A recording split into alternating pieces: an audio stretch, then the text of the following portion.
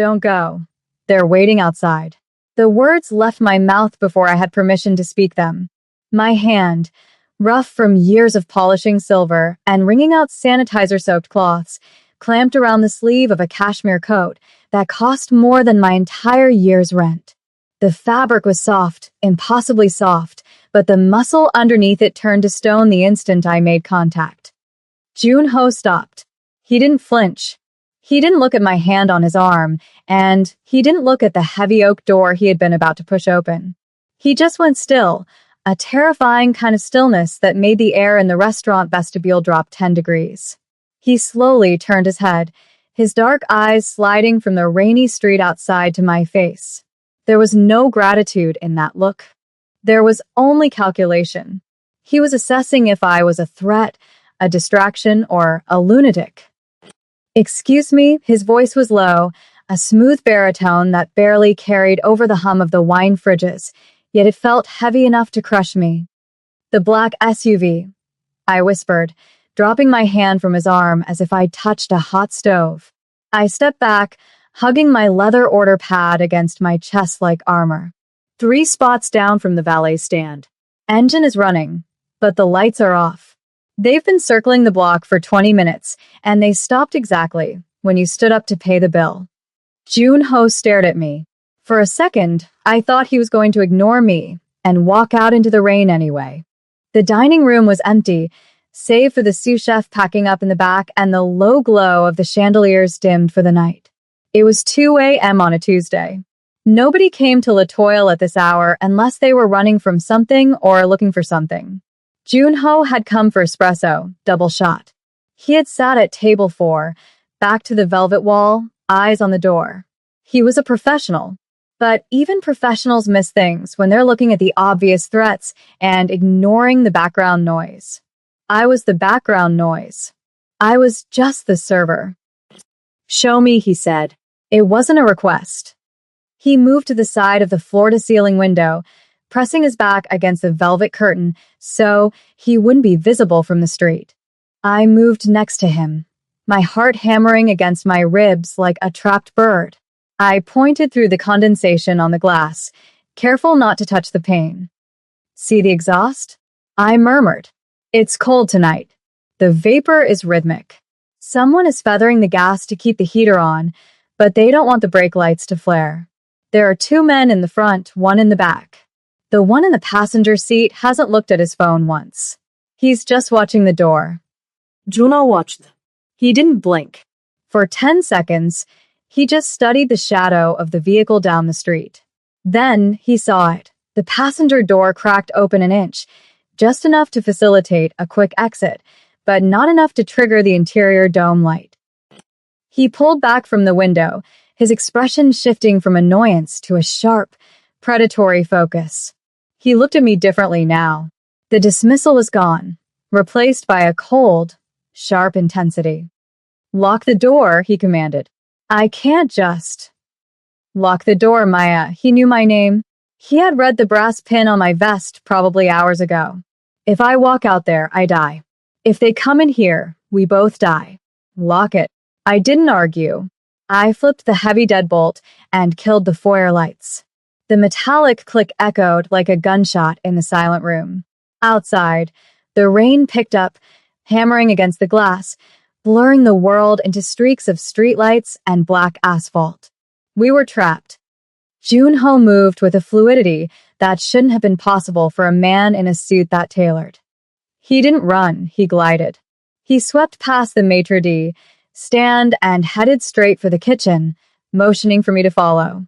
The space was narrow, smelling of truffle oil, reduction sauces, and industrial cleaner.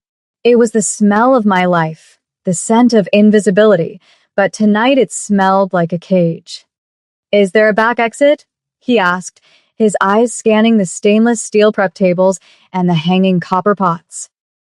"Alleyway," I said, my voice trembling slightly. I hated that I sounded scared. I wanted to be the calm, competent person I was in my head, the one who noticed vintage wine labels and remembered regular customers' allergies from 3 years ago. But standing next to a man who radiated this kind of lethal energy was stripping away my composure. But it leads to a dead end. If they have a spotter on the roof or the corner, you'll be boxed in against the compactor. He nodded, accepting the tactical assessment without question. He pulled a phone from his inner pocket, glanced at the screen, and swore softly in Korean. The screen was dark. Jammers, he noted, sliding the phone back. They're thorough. This isn't a robbery.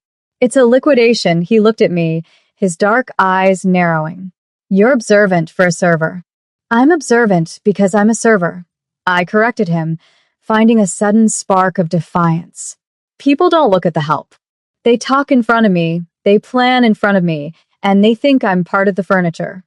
You learn to read the room when your tips depend on knowing when a guy is about to fight with his wife or when a deal is going south. He leaned back against the walk-in freezer, crossing his arms.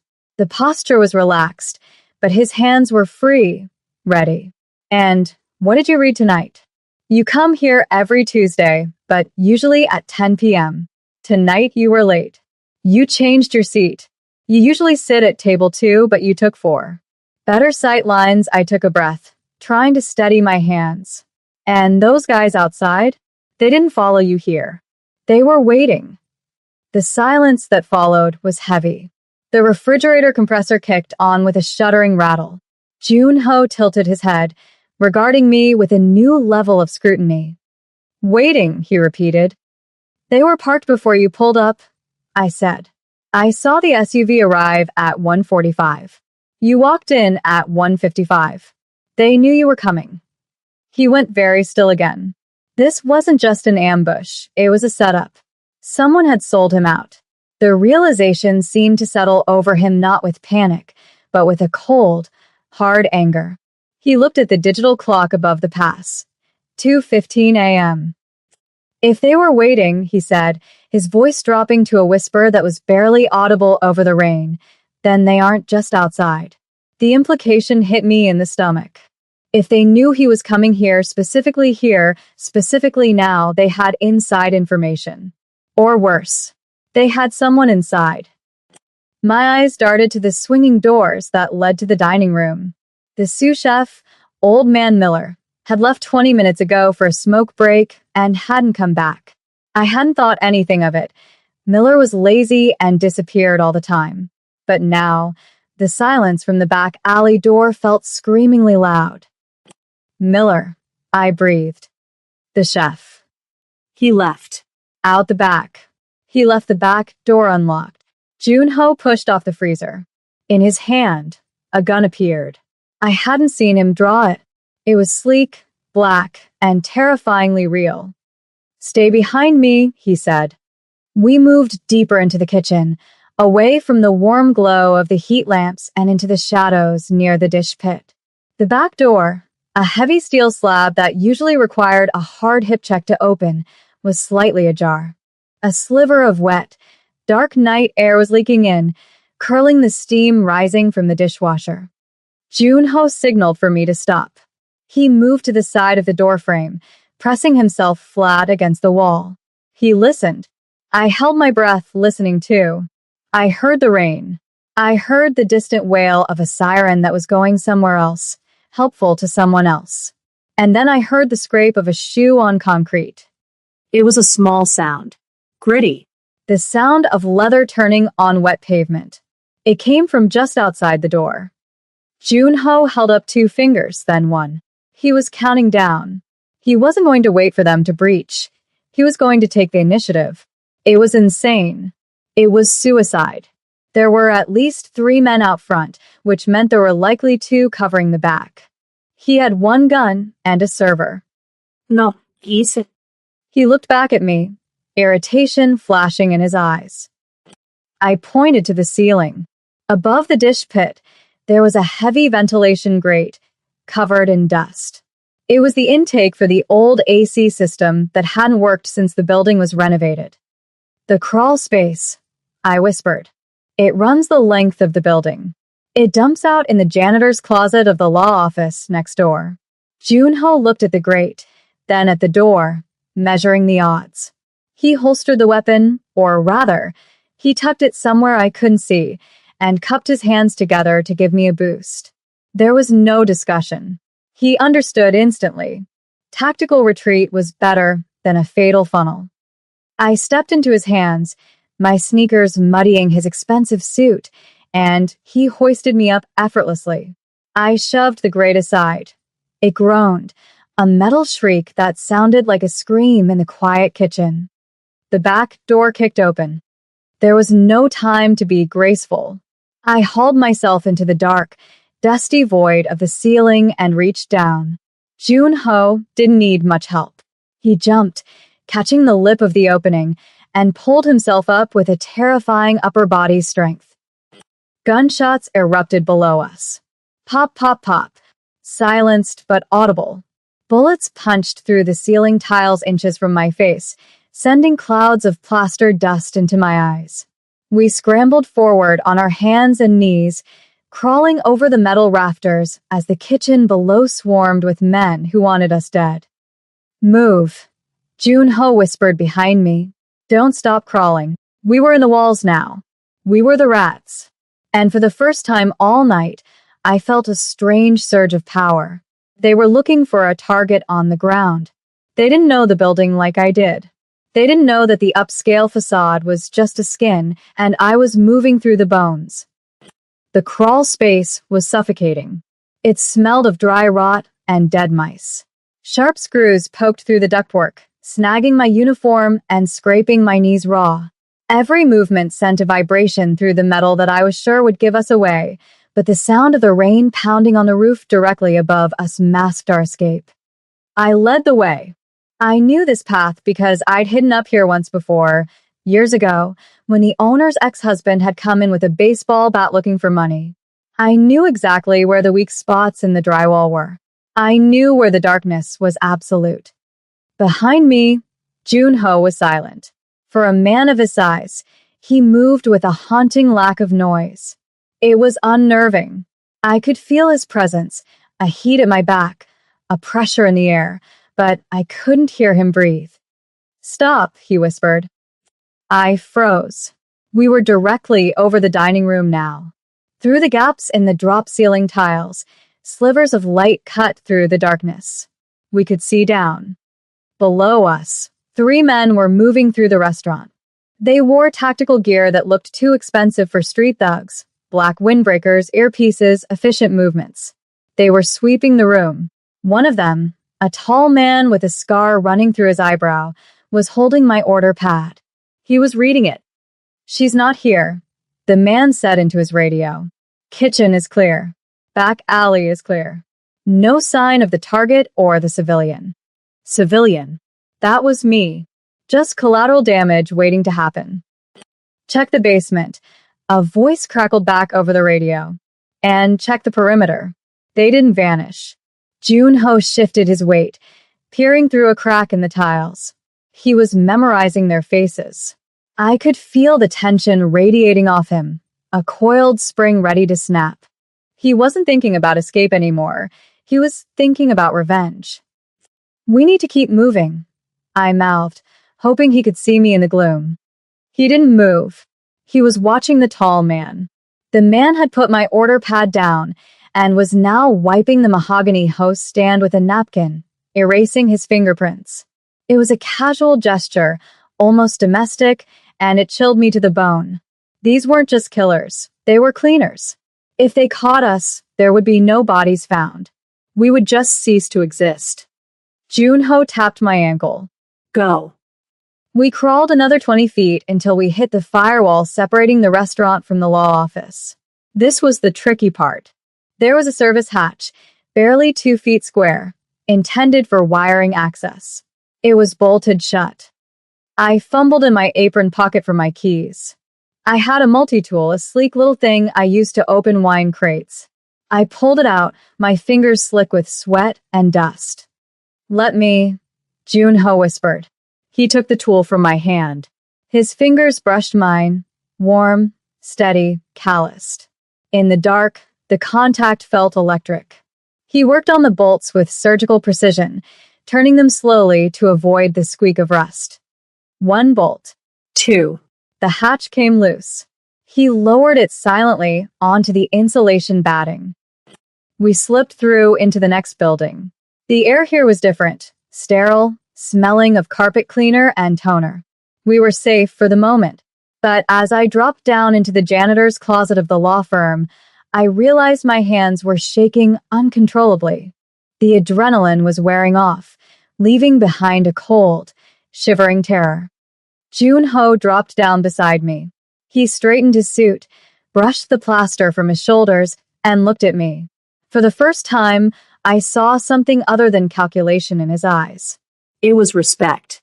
You have a name, Maya, he said quietly. It's Maya, I said, my voice cracking. I know, he said. I mean, you have a stake in this now. You saved my life, which means your life is now tied to mine. Tied to yours? I let out a short, hysterical laugh. I leaned back against the shelves of paper towels, trying to find my breath. I just want to go home. I want to feed my cat. I want to forget I ever saw a black SUV. You can't, Junho said. He didn't say it cruelly. He said it like a fact, like gravity. They saw you. They have your pad. They know who you are. If you go home, they will be waiting. The reality of it crashed down on me. My apartment, my routine, my invisible, safe little life. It was gone, burned to the ground the moment I tapped on his arm. So, what do we do? I asked, looking up at him. We survived the night, he said. And then I find out who sold me out. He moved to the door of the closet and cracked it open. The law office was dark, illuminated only by the streetlights outside. But first, we need to get out of this block. The perimeter is tight. They'll be watching the street. The linen van, I said. The idea came to me in a flash of memory. Junho looked back at me. What? The linen service for the restaurant. They pick up the tablecloths at 3 a.m. They park in the loading zone behind this building because the restaurant's alley is too narrow for their truck. They have a key to the service corridor. I checked my cheap digital watch. 2:48 a.m. 12 minutes, I said. Can you drive a truck? Junho asked. No, I said. But I can hide in a laundry cart, and I know the driver. His name is Stan.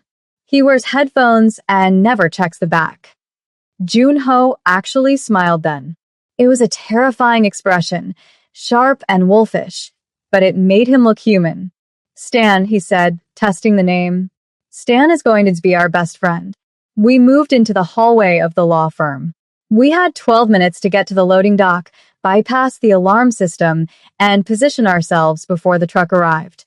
And we had to do it while an assassination squad hunted for us next door. Stay close, Junho said. I didn't need the instruction. I was already moving, scanning the floor for motion sensors, checking the corners for shadows. I wasn't just a server anymore. I was a player in a game I didn't understand, and the only way to win was to keep playing. We reached the back corridor. Through the glass of the emergency exit, I could see the rain lashing the pavement. And there, parked across the street, was another black car. Not an SUV this time. A sedan. Watching the loading dock. Dam, Junoisid. They covered the secondary exits. They don't know about the truck, I insisted. They're looking for people running. They aren't looking for dirty tablecloths.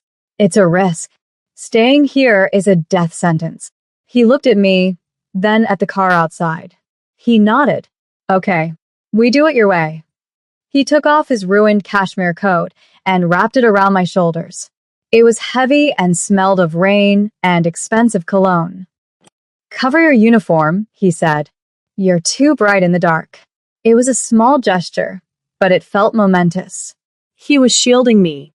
I pulled the coat tight, drowning in the fabric. I felt ridiculous and terrified, and strangely, completely alive. Let's go, I whispered. And we stepped out into the dark. The interior of the laundry truck smelled of industrial detergent and damp cotton, a thick, chemical scent that coated the back of my throat. We were wedged between two canvas carts overflowing with stained white tablecloths, the metal frame of the truck rattling violently with every pothole Stan hit. I was shivering, not from cold, but from the aftershock of adrenaline leaving my system. The darkness was absolute, save for the occasional slash of amber light from a street lamp passing through the cracks in the rear doors. Junho sat across from me, his legs extended in the cramped space, his expensive suit ruined by the grime of the crawl space and the rain. He wasn't looking at the door, he was looking at me. Even in the dim, strobing light, I could feel the weight of his attention. It wasn't the assessing stare of the predator anymore. It was something heavier, something that made the air between us feel charged and thin. "You're shaking," he said. His voice was a low rumble against the noise of the engine. He reached out, his hand finding mine in the dark. His skin was warm, his grip firm but careful, as if he were handling something fragile. He didn't let go. "Breathe, Maya. You're safe. We made the perimeter." "I've never been shot at before," I whispered, the confession feeling small and stupid in the face of his reality. "I worry about rent. I worry about my cat getting sick. I don't worry about silencers." "You shouldn't have to," he murmured. He leaned forward, closing the distance between us until our knees brushed. The space was so small, so intimate, that I could smell the faint trace of sandalwood beneath the dust and rain on him. He reached up and adjusted the collar of his cashmere coat, which was still draped over my shoulders. He pulled it tighter around my neck, his knuckles grazing my jawline. The touch was electric, lingering a second longer than necessary. "You saved me tonight. That wasn't just luck. You have an instinct for this. Most people freeze. You moved." "I just didn't want to die," I said, looking down at his hand, which was still resting on the lapel of the coat near my throat. "No," he corrected softly. "You didn't want me to die. You could have stayed behind the maitre d' stand. They wouldn't have touched you if you hadn't warned me. You chose to intervene." His thumb brushed my cheekbone, wiping away a smear of drywall dust. The gesture was shockingly tender, at odds with the gun I knew was tucked against his ribs. "Why?" I looked up at him. His eyes were dark pools, unreadable yet intensely focused. "Because I saw them waiting," I said. "And it wasn't fair. Nobody deserves to walk into a trap." He stared at me for a long moment, the truck swaying as we took a sharp turn.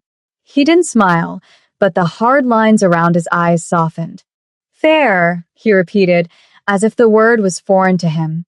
"In my world, nothing is fair. But tonight, you tipped the scales." He squeezed my hand once, a solid anchor in the chaos, before leaning back against the metal wall. He didn't let go of my hand for the rest of the ride. We sat in the dark, fingers interlaced, bound together by the silence and the secrets we were fleeing from. The truck eventually slowed, lurching to a halt in a district I recognized by the sound of the pavement changing from asphalt to cobblestone, the old warehouse district near the docks.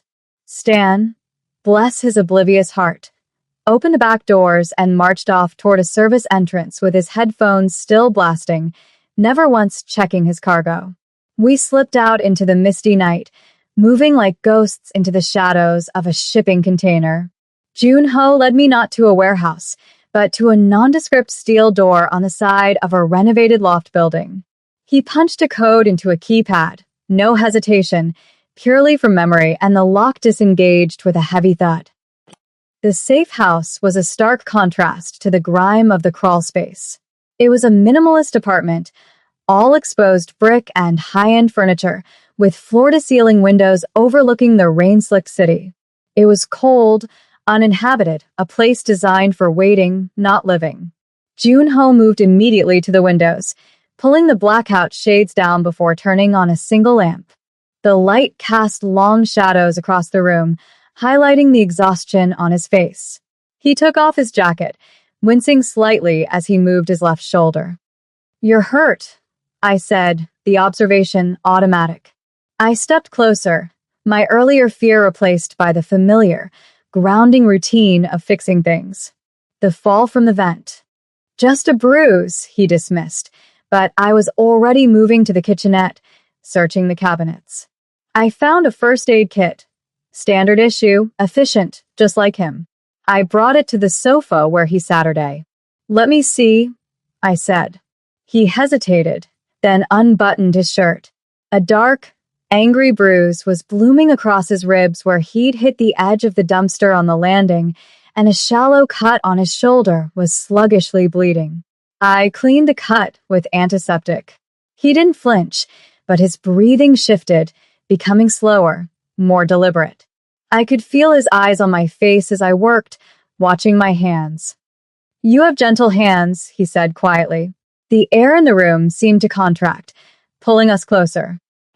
It's part of the job, I murmured, focusing intently on the bandage I was applying. People come to the restaurant to be taken care of, even if it's just wine and filet. I don't have anyone who takes care of me, he admitted. The vulnerability in his voice was so slight, so carefully controlled, that it hit me harder than a shout. He reached out and caught my wrist, stopping my hand. Maya, I looked up. We were inches apart. The danger of the night was still outside, pressing against the glass, but in here, it was just the hum of the refrigerator and the heat radiating off him. He looked at me not as a tactical asset, but as a woman who had seen him weak and hadn't looked away. Who knew you were coming to the restaurant tonight? I asked, my voice barely above a whisper, breaking the spell but deepening the intimacy. I needed to solve this. For him. His thumb traced the pulse point on my inner wrist. Only my lieutenant. And the driver. The driver was waiting outside. I said, my mind racing back to the pattern I'd seen through the window. But the signal, remember the passenger door? It cracked open. That wasn't an exit. That was a signal. I pulled my hand back gently to grab a piece of paper from the coffee table. I needed to draw it out. The SUV arrived at 1:45. You arrived at 1:55. But the streetlights on 24th Street are on a timer. They flicker at 2 a.m. exactly. The passenger door opened at 2 a.m. It wasn't a signal to the men in the car. It was a signal to someone watching from the apartment complex across the street. Jun-ho sat up straighter, the pain forgotten. The predator was back, but this time, I was his partner, not his prey. The apartment complex, he murmured.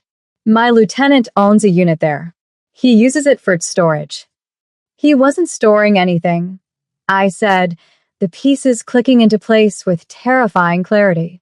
He was watching to make sure you went in. The ambush wasn't the men in the car. They were the distraction. The real hit was supposed to happen inside. That's why Miller left the back door open. Your lieutenant paid him off. Jun-ho stood up, pacing the room. The energy coming off him was lethal, but when he looked back at me, there was a fierce pride in his expression. You saw the lights flicker, he said, shaking his head in disbelief. You saw the timing. I notice patterns, I said. You notice everything, he corrected. He walked back to me, stopping just short of touching me again. You just gave me the name of the man who tried to kill me. We have to flush him out, Jun-ho said. He had changed into a fresh shirt from the closet, a black button-down that made him look even more like a shadow come to life. He was checking the magazine of his weapon, the metallic clicks sharp and rhythmic. He thinks I'm dead, or trapped in the perimeter. If I go quiet, he'll assume he won. He'll meet with the buyers to finalize the takeover. He won't meet them at the warehouse, I said, sitting on the edge of the sofa, still wrapped in his coat. It felt like armor now. He'll meet them somewhere public. Somewhere he feels safe. Where does he go when he wants to celebrate? The Sapphire Lounge, Jun-ho said instantly. Private rooms in the back. High security. He'll be there tonight, I said. He'll want to toast to his promotion before the sun comes up. Jun-ho looked at me. I'm going there. You're staying here. I'll leave you a phone and cash. When it's over, I'll send someone to take you anywhere you want to go. No, I said. I stood up. The fear was still there, a cold knot in my stomach, but the thought of being left behind, of not knowing if he survived, was worse. You can't walk into the Sapphire Lounge. They know your face. They'll have security looking for you. You won't get within 50 feet of the back room. And you will? I'm invisible, I reminded him. I'm a server. I'm a delivery girl. I'm nobody. If I walk in with a tray, nobody looks at my face. They look at the drinks. Absolutely not. Junho stepped closer, his voice dropping to a growl. It's too dangerous. I am not risking you. Not after you got me out. You can't stop me, I said, holding his gaze. You need eyes inside to confirm he's there before you breach. If you go in blind and he's not there, you lose the element of surprise and he goes underground. You need a spotter. He stared at me, his jaw working. He wanted to refuse. I could see the protective instinct warring with his tactical logic. He reached out, his hands cupping my face, his thumbs brushing my cheekbones. It was a desperate, possessive gesture. If they touch you, he whispered, the threat directed at the universe, I will burn the city down. They won't see me, I promised, leaning slightly into his touch. I'll be the background noise, just like always. He rested his forehead against mine for a brief, heavy second. It was a surrender and a promise. Okay, he breathed. Okay. But you listen to me. You wear an earpiece. You stay in the public areas. You confirm the target and you get out. The second you give the signal, you leave. You don't wait for me. You run. I'll run. I lied. I wasn't going to leave him until I knew he was walking out too. The Sapphire Lounge was a study in excess. Velvet ropes, pounding bass that vibrated in your teeth, and enough mood lighting to hide 1,000 sins. I walked in through the service entrance, wearing a stolen uniform I'd swiped from a laundry cart near the back, a black vest and a white shirt, indistinguishable from the staff. I carried a tray of high-end scotch, my head down, my posture deferential. I'm in, I whispered. The tiny earpiece Junho had given me was invisible beneath my hair. Copy. His voice was in my ear, clear and calm. It grounded me. I'm in position at the north exit. Don't engage. Just look. I moved through the crowd. I was a ghost. Men in suits brushed past me without an apology. Women in sequins looked right through me. I navigated toward the VIP corridor. A bouncer stood at the end of the hall, arms crossed, scanning the room. He was looking for threats. He wasn't looking for the server clearing empty glasses from the table near the wall.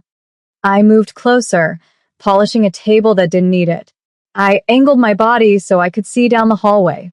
The door to the main private room was open just a crack. I saw a hand gesturing with a cigar.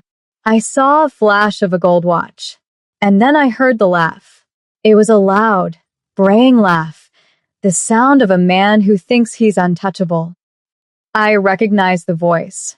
I'd heard it on the phone in the restaurant once, when Junho had taken a call. It was his lieutenant, Min-jae. Visual confirmed, I murmured, wiping a ring of condensation from the table. Room 1. He's celebrating. 3 others with him. 2 guards at the door. Get out, Maya. Now Junho's voice was sharp. I turned to leave, but the bouncer at the end of the hall shifted. He tapped his earpiece and looked directly at me. He frowned. He didn't recognize me. The staff here was regular. They knew each other. I was the anomaly. He started walking toward me. I've been made, I whispered, my heart slamming against my ribs. Bouncer approaching. Drop the tray, Junho commanded. Create chaos. I didn't hesitate. I pretended to stumble, sending the tray of heavy crystal glasses crashing onto a table of patrons. The sound was explosive, shattering glass, splashing liquor, screams of surprise. The entire section of the club turned to look. The bouncer lunged forward to grab me, but the crowd was in the way now, people jumping up, shoving back. In the confusion, the fire alarm triggered. Juno. The strobes began to flash. The music cut out, replaced by the shrill whoop of the siren. The club descended into panic. I slipped into the crush of bodies, using the stampede as cover. But instead of running for the exit, I looked back at the VIP hall. Min Jae had stepped out of the room, confused, flanked by his guards. He was looking for the source of the disturbance.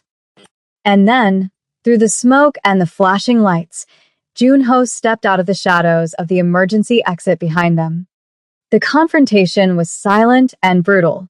The strobe lights turned it into a series of frozen images, Junho moving with terrifying efficiency, the guards dropping before they could draw their weapons. Min Jae turned, his eyes widening in shock as he saw the ghost he thought he'd buried. I didn't watch the end. I did what Junho asked. I turned and let the wave of fleeing patrons carry me out into the cool, damp night air. I waited in the alley 2 blocks away, shivering in the rain, hugging myself to keep from falling apart. Every siren made me jump. Every car that passed felt like a threat. 5 minutes passed, then 10. The doubt began to creep in, cold and insidious. Had he made it? Had I led him into another trap? Then, a shadow detached itself from the wall across the street. Junho walked toward me. He was soaked, his shirt clinging to his chest, and he walked with a slight limp, but he was alive. He stopped in front of me, his chest heaving slightly. There was blood on his knuckles, but his eyes were clear. "It's done," he said. The words were final. The threat was gone. I let out a breath that was half sob and stepped toward him. He met me halfway, wrapping his arms around me in a crushing embrace. He buried his face in the crook of my neck, breathing in the scent of me, holding on as if I were the only solid thing in a world of smoke. "You didn't run," he murmured against my skin. "I couldn't," I said. He pulled back, his hands framing my face, his thumbs wiping away the rain from under my eyes. He looked at me with an intensity that made my knees weak. "You are extraordinary, Maya. You see the world in a way I never could." "I just see you," I whispered.